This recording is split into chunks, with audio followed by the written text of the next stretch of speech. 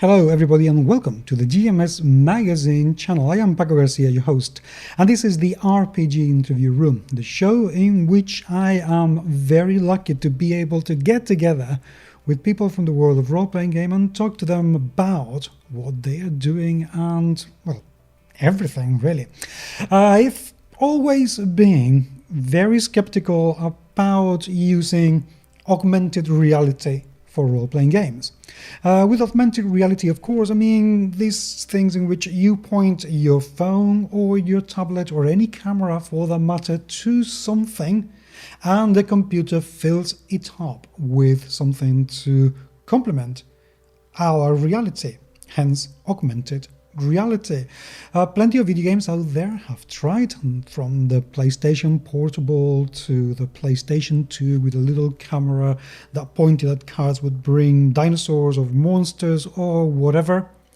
But now there is a company that is doing it for Dungeons and Dragons and for Call of Cthulhu, of all games. Now, with me being, the skeptic I am, I was a little bit, is this really going to convince me? Well, I don't know. I will let you know later. I just wonder though, is this, are the people from Ardent going to convince you? I don't know. Let's find out. Ralph, welcome to the show. Has it been a month and a half that we've been trying to get together? Probably at least, but Well, I'm going to blame the round Earth, because I wish the flat earthers were right. It would be a lot easier, because you live in the future from me. You are tomorrow, literally. Yeah, this is very true. So welcome from the future. It's not that much better. No, unfortunately, that's a shame. But anyway, because you are in the future, and I don't know what customs you have in there. I don't know if I'm going to understand your mind culturally. You're going to be very different. So I need to know how our similarities and see if you can still answer questions like we do in the present. So I have 5 questions for you to see what kind of person you are in the future. Right. So firstly, tea or coffee? Tea. I used to be a big coffee drinker. Okay. And now I'm a big tea drinker. So it just sort of shifted. I just I wasn't drinking enough anymore that I sold my coffee machine and yeah. So tea. I know. Yeah. Okay. Let's go to the next question. You've heard. The future is a strange place. Yeah.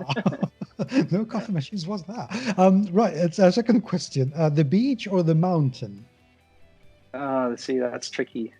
So I'm originally from Bavaria, which is definitely mountains, and now I live in Queensland, Australia, where we have amazing beaches. Not mountains. So, yeah, exactly. I love skiing, but I think overall I would say beaches, because generally the climate near beaches is just so much better than it is near mountains.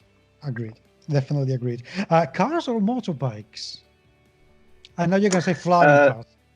Yeah, no. So not yet. So this is one of those sort of weird truths. I have never been on a motorbike, and Okay. And the reason for that is that I think I would enjoy it way too much. Okay. And I think that probably would be, that would probably be the death of me, because I love speed. But so I will say cars, purely as a practical level from that sense. Okay, just to keep yourself alive, basically. Yeah, pretty much. Okay. This is getting, now I'm going to get a little bit harder. Fantasy or science fiction? Ooh, I just finished rereading Dune, and just before that I reread Lord of the Rings. My fantasy science fiction library is probably evenly spread between the two. And it really is am I feeling speculative or imaginative in that sense? If I only had to pick one, Well, I live in the future. I probably have to say science fiction. Fair enough. That's fair enough indeed. Right, last question: zombies or vampires? That one's an easier one. I think I'm much more a vampire person. Good. Zombies is just never, I don't know, never quite got to me. Fair enough. That's fair enough indeed. Right, now let's get into a bit more serious business, because you are you have developed an app to do augmented reality for role-playing games, which leads me to believe that you do like role-playing games. I do. Yes. Okay, tell me a little bit about that side of you. What was your role-playing game background? Yeah.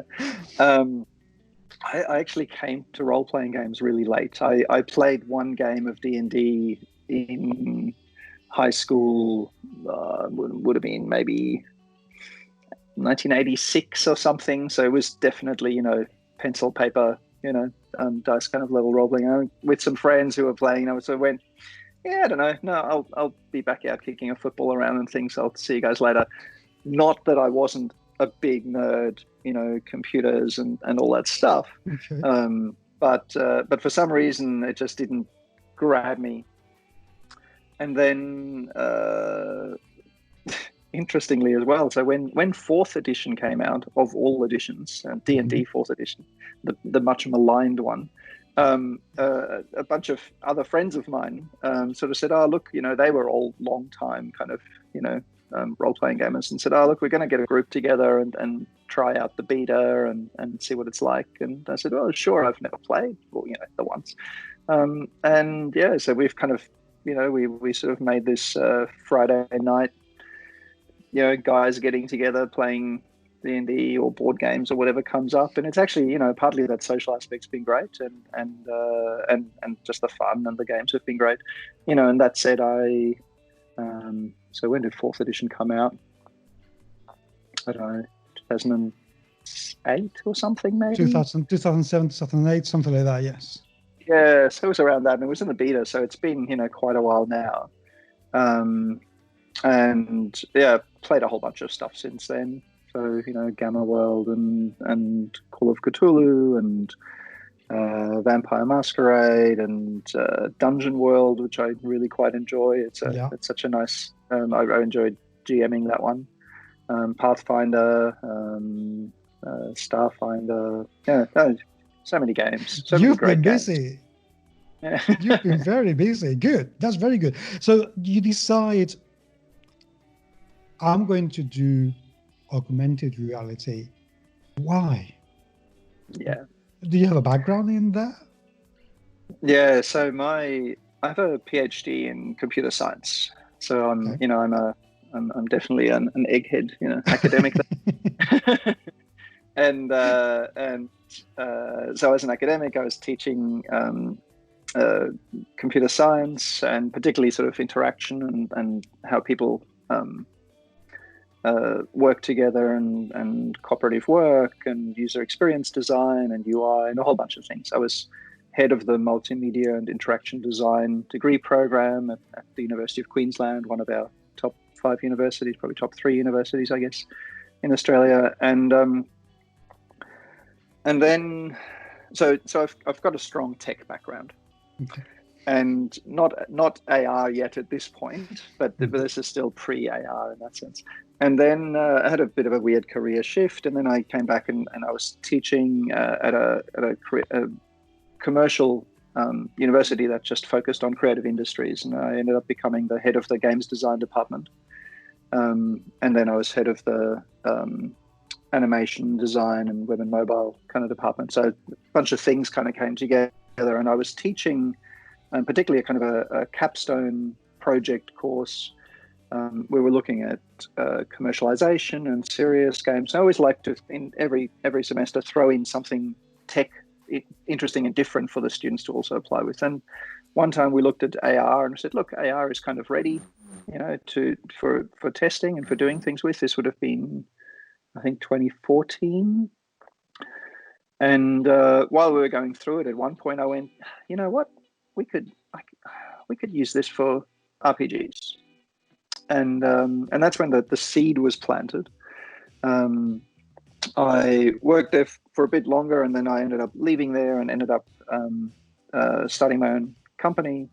And we were actually focused on games for learning. So we've got a couple of games at universities to help with psychology classes and town planning, different things. And the augmented reality was a bit of a side project. And just at a certain point, we went, you know what? I think the market's kind of ready, the tech's ready, everything's kind of there. And so we've been working on this for about 4 years now. And probably for the last year and a half or so, it's probably been almost 2 years. It's been our really main project that we've been working on and putting everything into. And we launched just before December. And it's looking very good, but being quite brutal about this, there have been a number of augmented reality games and apps in the past. I remember I think it was a PlayStation Portable had one that you had to attach a camera to it and go find little monsters, and you had to have some little card. PlayStation 2 also had one that you had to pad some cards and they would put monsters on it. There have been some things, even board games, that have used augmented reality, but they haven't really taken off. People are still very reluctant and rather use physical minis.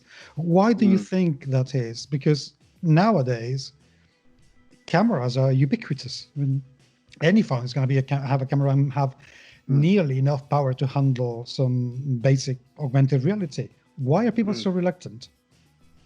Yeah, that's a great question. I think one thing is that like you say, that even when we're describing it, there's this sort of sense of I'm just going to pick a phone up and people are kind of doing this moving around and looking at stuff, right? You can only do that for so long, and then your arms get tired. I think there's something around that phone-held interface that hasn't worked well from that perspective. The other one, of course, is to get something and strap it to your head. Yes, which is even worse. Exactly, which is your VR, which is also really problematic. So there's, I think, one aspect to that. One is the phone tech has become so much better in the past few years that when you're looking at the AR, it blends in very seamlessly with the physical of what you're seeing. So the augmented is really augmenting because you can't necessarily easily tell whether the model is a physical thing or a virtual projection. And the other thing that I think when we started playing with it and we went through a lot of iterations, how can this actually work? How can this kind of get really done usable? It's such a simple little thing. Tripods. Yeah. So our recommended way of playing is that people put their phone on a tripod and have it just sitting on the table next to them. And when you need to, you can pick it up and have a look closer and look around. But in the other time, it just becomes a window onto that play surface. And I think that's really when we've done a lot of play testing and a lot of games with people. That's the one thing where really they never talk afterwards about having had a mediated experience, about the phone, about the screen. It's always about what the models on the table were doing. So I think that's a really big thing. And then the other one is we're not a game. Okay. I think, last year I was at the Game Developer Conference in San Francisco. It's sort of the big kind of, I guess, for game devs, more digital games rather than physical games or role-playing games. So it's computer games and those things. And I was at the Augmented Reality Roundtable. And even there, where we had everybody who's anybody was there, Disney and, everybody, Lego, everybody who does anything, and they're all interested in AR. So, we will definitely be seeing more. And the one thing that really struck me in the conversations was that most people were still caught up in the partly the novelty of the AR. And I think that's a real big thing. It's shiny, it's nice, but you need your AR app to do more than that. Because the gimmick fades and then it's like, that was cool. Okay, now let's get back to the real stuff, right? So there's that. There was too much focus still on this and not the actual, but how does it actually enhance the core gameplay of what you're doing? So, which to me, as having taught games design, is like you've got to, and as a technology strategist, technology's great, but not for technology's sake, only for people like me, never for long. Yeah, well, but I think that's because people like you who are innovating constantly, you tend to create this technology, but then we need to figure out a way to actually use it properly. It's exactly. What's the point of having a rocket to go into space if we don't know what we're going to do into space? Yeah. And exactly. I think that's been one of the issues with augmented reality in the past. That, okay, yeah, this is very cool, but how is this going to improve my gaming experience? And the fact is that in the past, it hasn't really done it. What are you doing about it? Yeah, exactly. So, got your phone on a tripod, and it gives you a window onto the table. It gives every player a window onto the table. So, you're sitting around a table. But let's just talk kind of traditional old school as we remember in the past how things were done, where people were in the same room with each other. And in fact, that's one of the interesting things. Right? So you're there, you've got that window on the table. As a games master, I can now send 3D models to every player. Okay. And they will look on the table and they will see minis, right? And I think, as a GM, when I'm working as a storyteller for players, there's a bunch of things that I want to do, right? I want to be engaging because it gets better participation from players. I want to I want to make it fun for them so they keep coming back. I want to create memories for them so that there's something that carries through across the different bits. I want to bring my table to life because it's my world that I'm building with those things. I really want to invoke that feeling of adventure or, whatever it is I'm doing or exploration or unfathomable dread, whatever it is that, that's the essence of the game. And I think a really great prop, a really great tool for that is miniatures. If you've got things on the table, that becomes a focus point and it draws people and it makes it more immersive. So now when I use miniatures, I use them because I want people to get a common understanding of the world. And that's particularly difficult if people have problems kind of imagining what you describe to them, which can sometimes come up. There's types of aphasia where you can describe and they just can't see it. They can't imagine it. So that really helps. But I also want to be able to customize the miniatures, obviously. I want it to be my world. And now, and all of that we can do, right? But now, ideally, I would love to personalize the miniatures. So if I'm showing you a room, if I've got a miniature of I take the roof off a house and there's a room inside, I want the rogue to be able to, or the player who plays the rogue to be able to see the traps. But I don't want anybody else to see the traps. And I don't want to be like passing a note around saying you see a trap or whispering and all those things. I want the magic user to notice that there's an aura around an amulet, something, and I don't want anybody else to see it. When my players are looking through the world through this little window, they're seeing a 3D model, and I can send each player a different view. Now I'm actually building on top of what AR's kind of fanciness is and actually enhancing the game itself. Not just that it's shiny, but I'm actually adding more. And that's, I think, one of the first things that when we've been at game fairs, we were at Spiel last year, which was fantastic, and we've been at PAX Oz and other things. People come and see the AR because it looks really cool. And then when I describe what we can do in terms of giving personalized views to each player is when they go, oh, okay, I might actually, that's actually interesting, And then, of course, the other one is miniatures are expensive. And with AR, we can dramatically reduce that cost. So with Ardent Roleplay, it's a subscription model. And for a monthly subscription, you get access to the whole library of models. So you've got hundreds of miniatures. You can use any of them you want, and you can modify them. You can personalize them. So you modify to a point. You're not becoming a 3D model or anything. And so it makes it affordable. To actually utilize minis in it. And then the other really great point today is that you don't need to be in the same room. So with our app, it works with remote play. So if we were playing via Skype, you could take your phone.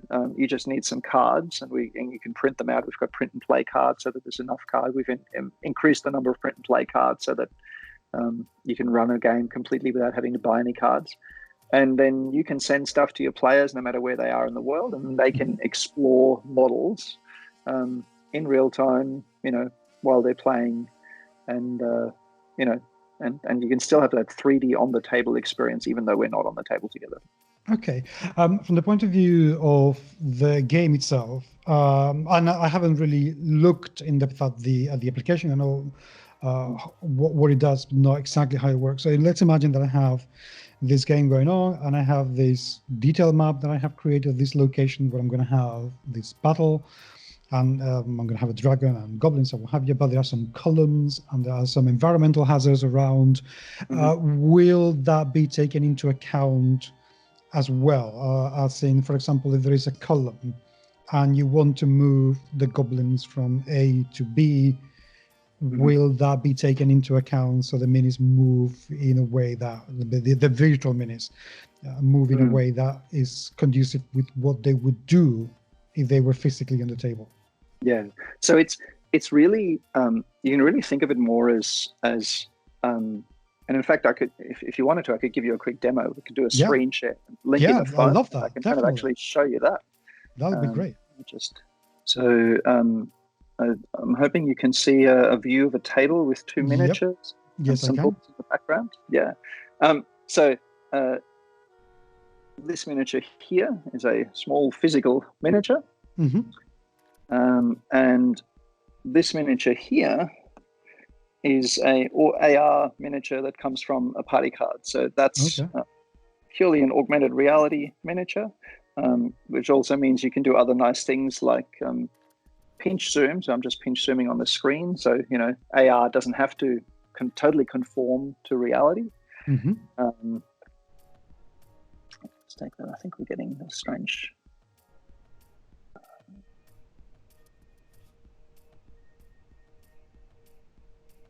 Hang on.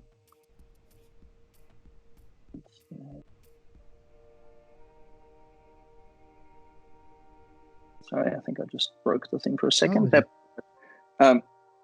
Yeah, okay. So then you have that card that you can use as the model, and size. Then we can do other things, like I'm just going to move that out of the way for a moment. We've got a couple of different uses of the card. So one is that we have what we think of as a context kind of card. So now you've got a nice big mini that's not to scale with your traditional miniatures, and that gives you what we kind of refer to as an approach view. So your players are going towards something and they want to see at a big level what they're looking at. So this is obviously a modern setting here, and in fact this is Corbett's house. If anybody has played The Haunting from Call of Cthulhu, you heard it here first. We've just recently signed a license with Chaosium, so we'll be bringing Call of Cthulhu content out in augmented reality. That's so cool. Thank you. Yes. So you've got something like this. Again, you can pinch zoom in and have a closer look. I'm just moving the phone around now. Obviously, oops, that's the other wall. You can explore it and have a look around. And then from the Games Master interface, that's that one. If I just go to the right.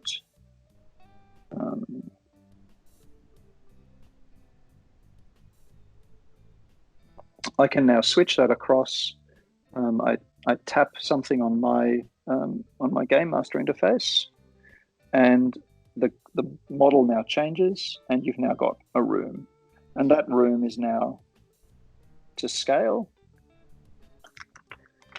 I can move that character over. It'll just recognize that. Okay. And oops, set that. So now you've got the characters there. So you're really kind of looking at it in terms of multiple models that are kind of laid out, and you can move the cards around, and you've got minis there. It's just that it's not me as a GM kind of with some sort of interface dragging things around the table. It's just the cards. If you are, if you're playing remote, you can do some nice simple things with your players where you could say, pretty much every house has a chessboard in it. And you could just say, right, just place that card on, E5, and then it's there, and you could do it that way, or you can basically just lay it out, in a rough map, and we can be a bit, we don't need to be absolutely, it's not wargaming where you're measuring things out with a laser tape and making sure that exactly those things are. Laying it out roughly is there, and then after that, it's really just moving it around a bit. Sometimes what we do as well is just use something like a Jamboard or some other kind of digital, what do you call it, like digital whiteboard, where you can just draw a rough mud map and say this goes here, this goes here. Where you go, you can use Roll20 or one of the virtual tabletops. You can use something else as the kind of map, and you're using this really as the the miniatures to really make it pop, make it come out. And of course, to be able to show different players different views. Okay, I like that. I have one question regarding the size of the cards. I presume that each element that's going to be brought onto the board is going to require a card that size. What happens when you have, like, for instance, a party of 6 people who need to be fighting against one single monster? Is the system going to be able to cope with having so many cards together? Yeah, you probably need around just about a third of the card, so they can cover each other rather a lot. Okay. Which is part of the thing. It's one of those things. For the reason the cards are so big is so you can be kind of nice and far away and still track them well. Gotcha. As soon as you're a bit closer, you've got a lot more freedom. So I can put the back of the card there. I can cover, that side up. And, okay. Grab another one, and let's see how much we can, inch in. There, it wobbles slightly. Yeah. That wobble is where it's starting to kind of go, oh, is that really what I think it is? But, you're covering a lot of that card up, and then, putting things next to each other. Nothing on that card. And then the cards, I should add too, you're not having to buy new cards for new models or anything like that. So in the Game Master, we have a desktop app where you look through your model libraries, decide which ones you want to use, make any sort of tweaks and tunings and configurations for them. And then when you say, I'm going to play a session next Friday night, you create a new session, take the model, allocate it to a card, and then for that session, all you've got is those allocations, and then that's pretty much as much work as is involved. Can the user create their own cards? Not at this stage. Okay. We've got a full deck of 75 fantasy themed cards. Okay. We've got the first of our suits for Cthulhu Mythos of 15 cards, and we'll be doing another 4 suits for those. And we've got one set of 15 fantasy cards pulled out of that whole deck that's freely available online, so you can print that out and in color or black and white. It'll work in either. And we've got the Call of Cthulhu, the Cthulhu cards as well. That first suit that we've made is also free to download and play with.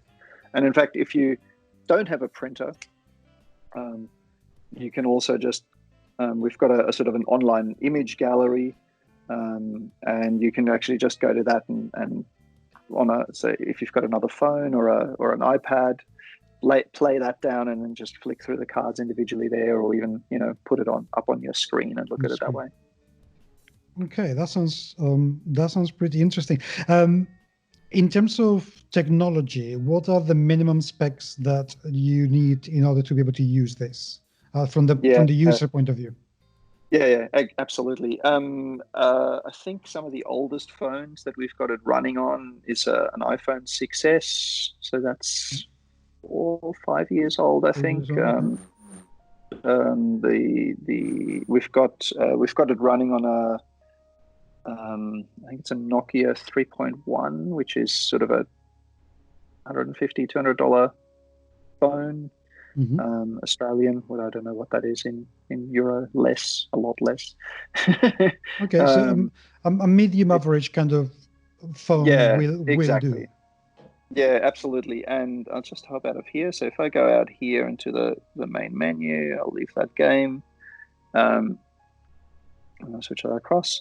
In the settings, you can change your graphics quality. So if your phone is struggling slightly, you can drop down to medium or low and just see whether, that addresses the kind of issues for it as well. But yeah, it doesn't take a new phone. It doesn't take a high-end phone by any means. What I've got plugged in here is an iPhone 10, just my phone. But certainly with our test box of phones is a lot of clunky old things, iPhone SE and all sorts of stuff. Yeah, Android and iOS, obviously. I was going to ask if those were the two OSs that can be used. Is there also a Windows, as in for people to be able to use it with on their PCs with webcam, for instance? Not currently. That's just a problem with the AR tool that we're using. The easiest thing there really is that you do kind of what I'm doing, is that you plug your phone into the PC. That's how I'm doing the screen sharing now. That I just plug my phone in and then do it that way. Okay, that makes sense. Anyway. Let's talk a little bit about the creation side of it, because I can see on the website that there is a developers app as well. How does that work? If I wanted to create minis or to bring my own 3D models that I have thousands of, how would that work? Yeah. So the creation kit is basically what the game master uses to search through our library of models and then kind of tune them. We are looking at allowing about having a pathway for people to bring their own 3D models in down the track. There's a couple of reasons we're not doing that right now. The first one is 2 words: poly count. So if your models have that was going to be my next questions. Yeah, exactly. If your models are too high density, they will just crunch your phones into a very slow, jagged mess. The second is that we really want that experience at the moment to be really positive in terms of the quality of the models for players. So when they're seeing stuff, they're not seeing really weird things right up front. Effectively, what we're looking at with our roadmap a bit down the track is that there'll be a submission system where people can then bring their own in. It'll run some initial kind of analysis to say, look, the poly count's too high, or some initial stuff. Then they'll probably go through an internal just a review process here, and then it'll go to the next step. If you're a modeler and you've been working on these kinds of things and you've got some really cool ideas, just send us a note as well if you've got some really cool models that you think might work, and maybe we just do it differently. The reason I was thinking about that is because partly my background. 20 years ago, I used to work for a company that used to sell 3D models. It was a company called Viewpoint Data Labs and then Viewpoint Digital. And now I recently bought a 3D printer, and I am all into 3D printing now, so I love it. There are people out there creating an awful lot of absolutely insanely beautiful 3D models for printing, and I can imagine that not with the poly count they have. I mean, I don't think right now people understand very well the concept of polygon budget. It's something that, what do you mean I have to do less than 50,000 polygons? What's that? But there's an awful lot of people creating some really amazing stuff that's given the right authoring tool and platform to sell. I reckon that there would be, there's a guy called Miguel Zavala who's modeled pretty much every single D&D monster out there. He is unbelievable. So people like that can have a massive outlet. Is that something that you would be considering for the future? Yeah, absolutely. And I think, it's a really common question we get when we show this off, because every time we're at a trade show or a consumer I want consumer fair, exactly. I do modeling. And absolutely. And I think it's a really interesting thing. We've got a couple of 3D printers in the office. They're so much fun. Obviously the big thing is we're talking about models that are colored, textured, rigged, animated. Yes. There's a lot of steps to go from a sculpt to something that actually kind of comes alive, works. Does things in that sense. Yeah, exactly. And it's, again, they're either way too low poly, because obviously when you're 3D printing, you bring those planes right down. You don't need to, but it makes it much easier. Or they're way too high poly. So it's finding that right kind of poly level as well. But yeah, absolutely. Look, it's a really big thing that we really want to take it to a place where the community of creators feel they're really participating and can also make that a platform for themselves from that sense. Step one is to basically say, hey, we've got a couple of hundred minis and we're bringing new ones out every month, and you can use them in your games. And I think the other point with that is what, like I've mentioned with the license agreement, what we're doing is working with companies that have existing adventures and then putting all the models together for those. So to make it even faster is then you're basically just going, what adventures have already been, where have the models already been bundled up for a particular adventure? Here's an adventure bundle for something I'm playing, copied across, and then I'm just ready to go. You can just basically, you can do all that from your phone and just start playing and controlling and running the session. You don't even have to go to your Windows or Mac PC to set anything up. You can tune it and tweak it and add some in-jokes for your players or stuff like that. But the idea is that the adventures just be ready to go. Okay. This is going to be, just to start wrapping it up a little bit, this is going to be a hard question because I don't know if you're going to even have the answer for this, but considering how many people are using virtual tabletops right now, like Roleplaying, Roll20 and things like that, is there any plans or possibilities that at some point you will be able to integrate both platforms so people can use their Roll20, for instance? I mean, there are other many other ones out there with your system. Yeah, absolutely. And we're we've already been talking with one of the companies. They're more one of those sort of desktop PC, monitor on the desktop kind of gaming platforms. Yep. About how we're working with them. And absolutely, it's something that we're really interested in. I think really adding that 3D aspect and and that live modeling aspect to it. My group is currently playing. We're playing some Gamma World games using Roll20, and it's a bit rough. Yeah. With the with the maps, and you throw an image in, and you're pulling tokens around, and I really look at this and think, look, we could do this so much better. And it's really just that step of having just that one extra thing there would work really well. So yeah, that's absolutely something that we're also really interested in. Good, because I mean, as you say, and I think from my point of view, it's because playing on a virtual platform is so much detached from playing around the table that it doesn't matter how good they are at the moment. It's rough. It's very rough. But having that sort of thing, yeah, I can see that adding I don't know, it would be like having some sort of real-time, really cool video game that you can play around. That would be amazing. Yeah. I like the sound of that. Okay, I want to get started. And I'm sure you saw the video of the Tilt 5, the augmented reality headset, right? And and that's the kind of thing. I think headsets are, when Apple eventually bring out a lightweight one, then I think we'll see a big shift.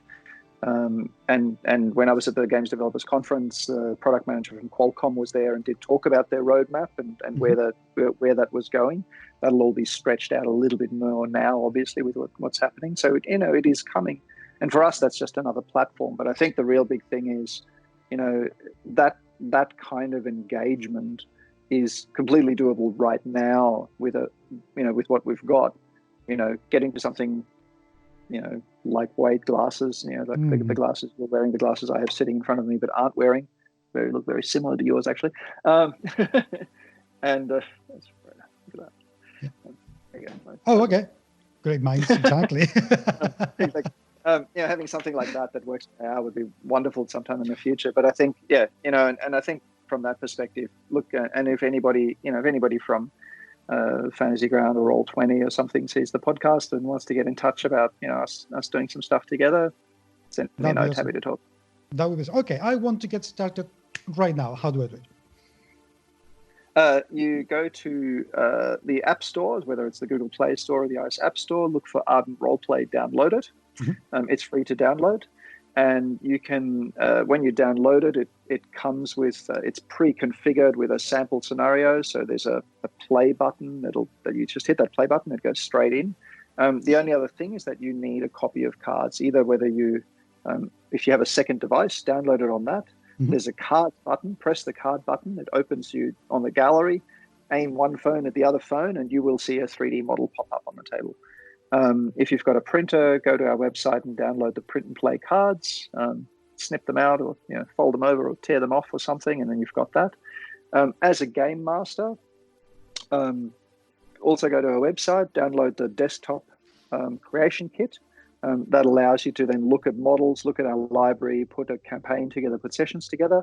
If you want to run a session with players, you will need a Game Master subscription. It will allow you to kind of explore the models and really look at it all and see whether it has the models you want just for free, so we're not blocking that. And then if you want to run some sessions with your players, they need a set of cards, they need the app. They can go into the app and create a new character for themselves. If you've created a campaign and a session, when you go in and host that session, there's a little number that you give to your players. They type that in to join that, and then they've joined it, and then you basically have the models, and you can just have you've got your list of party, and you can switch it on and off for them, and that's really the extent of it. It sounds very good. And as of end of April 2020, what is the subscription price? At the moment, it is $15 US for Game Masters, and there's no cost for players. We will be at some point bringing out a player subscription that gives access to lots of character models and those things. At the moment, there's a base set of character models that you can use. But the value, the money at the moment goes towards obviously further development and more model making. So it's 15 US a month to get access to hundreds of models. We add, I think, 4 or 5 big stages and a couple of characters and things, like NPCs and creatures and everything every month. And so the cost of a couple of coffees, the cost of one painted mini. Yeah. Realistically, right? Yes. No, that sounds very, very good indeed. Well, I'm convinced, actually. I was, to be perfectly honest, I was very skeptical about it because it was a bit, is it going to be another one thing? But actually, I think your project has legs. I think it can get very, very interesting in the hopefully not too distant future. And I think having the authoring tool for people to be able to their own models and you providing the platform for them to be able to sell them, technical specifications permitting and copyright issues not becoming a problem, of course.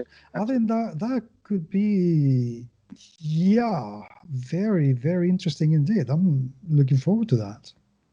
Fantastic. We at PAX Oz in Melbourne last year, we had the uncle of one of our developers is a games master, and we got him to run some of the public games that we were doing. So he'd had an hour with the app. That's all he'd had. And then we set him loose with players in a setting where people were like coming along, and he's absolutely fallen in love with it. And he had from absolutely new players who was on their bucket list to have a game of D&D, or Pathfinder, I think it was, to what he called sort of the grizzled veterans. They've been playing for 30 years. They were all a group. They were just their friends. They were grumpy old men like us or like me, and he said they couldn't stop looking. They were just the whole time like, oh, that's so good, going down the corridors. And so it's I think it's really that thing, and also young people and kids. If you want to bring kids into the game, and this is a great thing to do for parents with their kids during lockdown. They get them off the phone by themselves. Lure them across by having something else on the phone. And it's just so engaging and immersive, we found, and they just love the kind of, again, it just brings that world so much more alive. Cool, that sounds amazing. Right, okay, let's finish, and we need to wind down a little bit because we've been at it for a very long time. So I have just 3 more questions before we depart. and I'll leave you to get back to your future. Question number one. What's the best advice that no one has ever given you?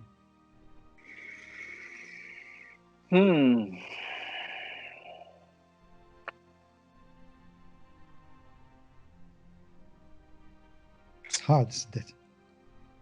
Yeah. Probably. Yeah, it's very difficult because you keep thinking of advice that did give me. Does movies count? Was it given to me if I just saw it somewhere? I think, Okay, I'll accept that. Yeah, there's a scene in The Big Lebowski where it's in that where the guy says, secret is one thing. Just do one thing. Mm-hmm. And I think that's probably that's the best advice that I wish somebody had probably given to me. Okay. Often just don't try and catch that many rabbits. Just focus on that one thing and stick with it. It's very good advice, actually. Okay, second question. What's the best mistake that you would like to make again? Starting my own business. Okay. It's one of those things. Look, it's it's so much tougher than you think. Yes. And but it's also so rewarding. And it's one of those there are plenty of times when you think, why did I, but not that we finished with this one because we're going on, but I'm sure that, we're building this and it's going to be big, but it's probably, I'd recommend it to everybody. It's a mistake I recommend to everybody. Okay. Makes sense. Right. Okay. Last question. Imagine that you have a time machine and as you do, you go back in time. So come to see me, and you go back to when you were 10 years old and you meet your 10 years old self and you say, do not do this. What is this?